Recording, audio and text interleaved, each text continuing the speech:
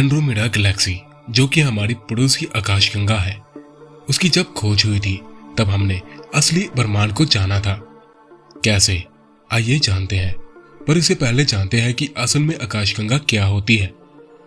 Gas, धूल के बादल, तारे और अरबों ग्रह गुरुत्वाकर्षण बल की वजह से एक जगह पर मिलकर आकाशगंगा की रचना करते हैं, जैसे कि हमारी आकाशगंगा मंदाकिनी, जिसे हम मिल्की वे भी कहते हैं। इस तरह की खरबों गैलेक्सी इस ब्रह्मांड में आई हुई है। एंड्रोमेडा को हिंदी में देवयानी कहा जाता है और गैलेक्सी को हम आकाशगंगा कहते हैं। एंड्रोमेडा का शब्द ग्रीक संस्कृति से लिया गया है, जो कि एक राजकुमारी का नाम था। एंड्रोमेडा गैलेक्सी हमारी पृथ्वी से लगभग 25 लाख लाइट ईयर दूर है। यह आकाशगंगा एंड्रोमेडा नाम एक तारामंडल यानी नक्षत्र में स्थित है, लेकिन इसी वजह से इस गैलेक्सी को एंड्रोमेडा नहीं कहा जाता।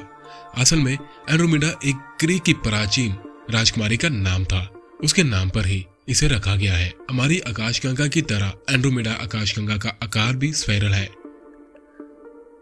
लेकिन यह हमारी गैलेक्सी से बड़ी है, लगभग 2 गुनी बड़ी। एंड्रोमेडा गैलेक्सी की लंबाई 2,20,000 प्रकाश वर्ष की जितनी है, जबकि हमारी मिल्की वे की लंबाई सिर्फ 1,20,000 प्रकाश वर्ष के आसपास की है। लेकिन इसकी चौड़ाई यानी जो कि बीच में उठा हुआ भाग होता है, उसकी लंबाई लगभग हमारी आकाशगंगा जितनी ही है, यही कुछ 1000 से 2000 प्रकाश वर्ष के आसपास। ये गैलेक्सी सच में बहुत ही रहस्यमय है। इसके अंदर 1 खरब जितने तारों को खोजा गया है, लेकिन अंदाजा लगाया जा रहा है कि इसमें 2 खरब जितने तारे हो सकते हैं। जैसे हमारा सूरज एक तारा है, उसके आसपास कई ग्रह परिक्रमा कर रहे हैं, ठीक उसी तरह इन 2 खरब तारों के आसपास भी कई ग्रह परिक्रमा कर रहे होंगे। तो क्या यह संभव नहीं कि इतने सारे ग्रहों में से किसी एक ग्रह पर जीवन संभव हो, या फिर किसी ग्रह पर पहले से ही कोई जीव रह रहे हो, वो जीव जिसे हम एलियन कहते हैं।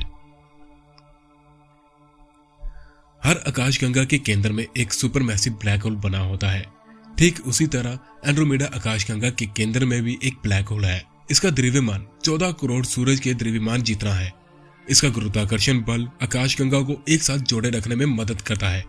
साथ ही केंद्र के आसपास धूल और गैस के बादल, तारे, ग्रह जैसी चीजें बहुत तेजी से घूमती नजर आती है। एंड्रोमेडा गैलेक्सी के केंद्र में एक अजीब चीज बनी हुई है। हबल टेलीस्कोप ने इसके केंद्र का अवलोकन किया। इससे यह मालूम पड़ा कि केंद्र के चारों ओर नीले रंग की गोल डिस्क बनी हुई है, जो लगभग 1 प्रकाश वर्ष जितनी लंबी है।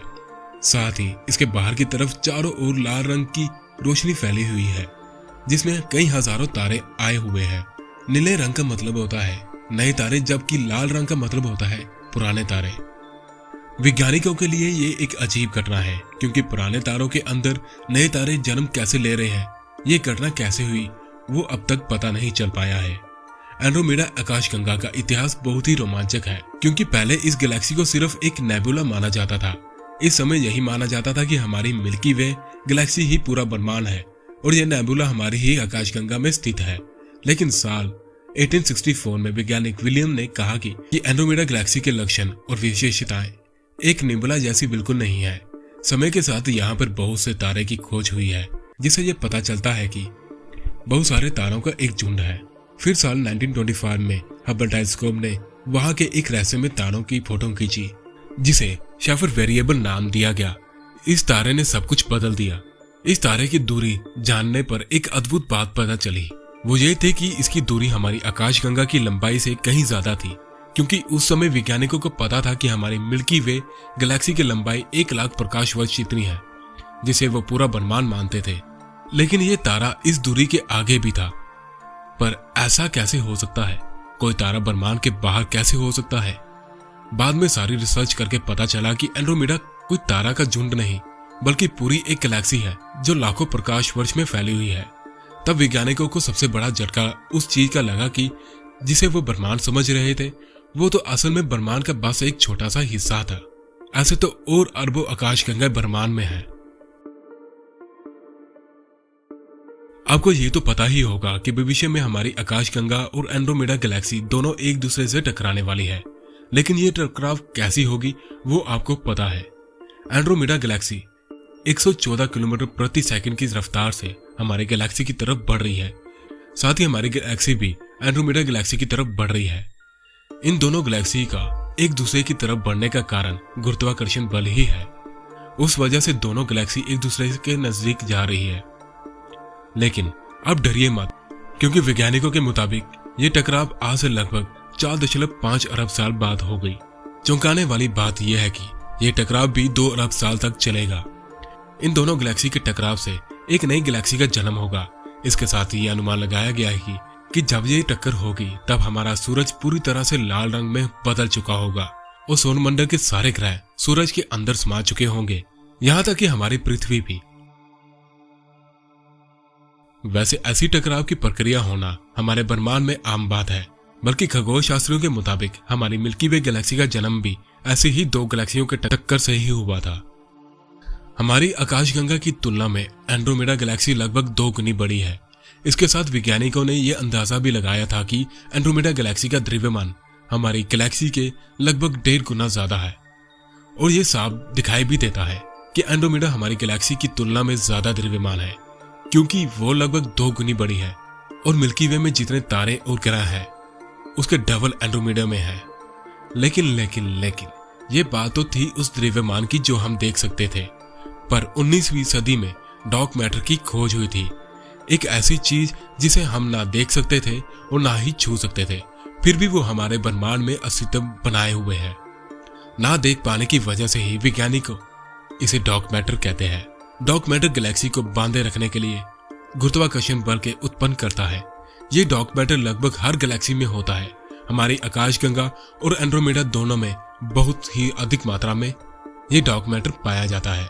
अभी कुछ समय तक यही सच था कि एंड्रोमेडा गैलेक्सी का द्रव्यमान हमारी मिल्की वे से ज्यादा है, लेकिन साल 2019 में एक रिपोर्ट सामने आई जिसमें बताया गया कि असल में सबसे ज्यादा द्रव्यमान हमारी गैलेक्सी मिल्की वे का ही है, ना कि एंड्रोमेडा गैलेक्सी का।